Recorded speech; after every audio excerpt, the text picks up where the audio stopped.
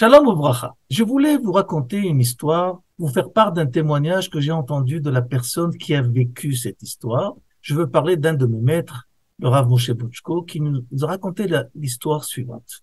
À la veille de la guerre des 6 jours, la situation en Eretz Israël était plus que critique. Juste pour nous faire comprendre de quoi nous parlons, à la veille de cette guerre, l'état-major a demandé au rabbinat de l'armée de creuser, de préparer à l'avance même 25 000 tombes. C'était plus ou moins les prévisions de cette guerre. Baruch Hashem, on s'en est mieux tiré que ça, beaucoup mieux que ça. Et voilà que le Rav Butchko, Moshe Butchko, habite à l'époque encore en Suisse, à Montreux, et il nous raconte que des gens de religion de la commune de Montreux viennent s'adresser au Rav. Il lui propose l'initiative suivante. Nous voulons organiser avec vous, monsieur le rabbin, une prière commune à toutes les tendances religieuses de la commune cette prière va être une supplication au Créateur de sauver le peuple juif de son état critique. Et voilà que le Rav Moshe répond à cette initiative de façon claire et positive. Ils ont fixé un lieu,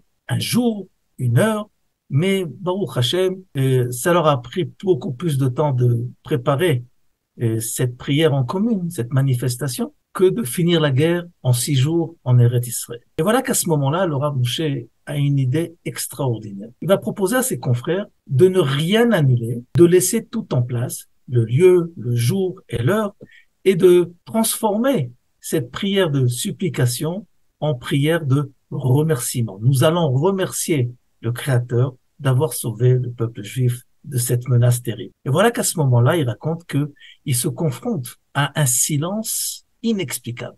Personne ne réagit par la parole à son invitation. Et il demande explication. Et un des prêtres lui dit la chose suivante: Monsieur le rabbin, ce que vous nous demandez de faire est impossible pour nous.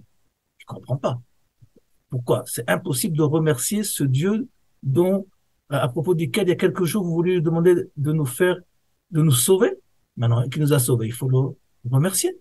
C'est de la politesse. Et voilà que ce prêtre en question dit la chose suivante. Monsieur le rabbin, chez nous, on nous a appris à prier pour un juif mort, pas pour un juif vainqueur, pour un juif en difficulté, et non pas pour un juif vainqueur. Et cette histoire peut aussi nous éclairer sur la situation actuelle. Est-ce que le fait que certaines nations s'intéressent extrêmement à ce qui se passe actuellement au courant de cette guerre dans notre pays, en Eretz Israël, où il y en a même qui vont aller proposer une aide militaire. Est-ce que tous ces aides, ces relations positives proviennent d'une volonté réelle de réparation de tout ce qui n'a pas été fait envers Israël pendant 2000 ans, ou expriment aussi ce qu'ont exprimé ces prêtres avec le Rav Moshe Butchko? Je vous laisse la conclusion. Ezrat Hashem, nous gagnerons cette guerre et nous serons encore plus grands que nous avons été jusqu'à maintenant.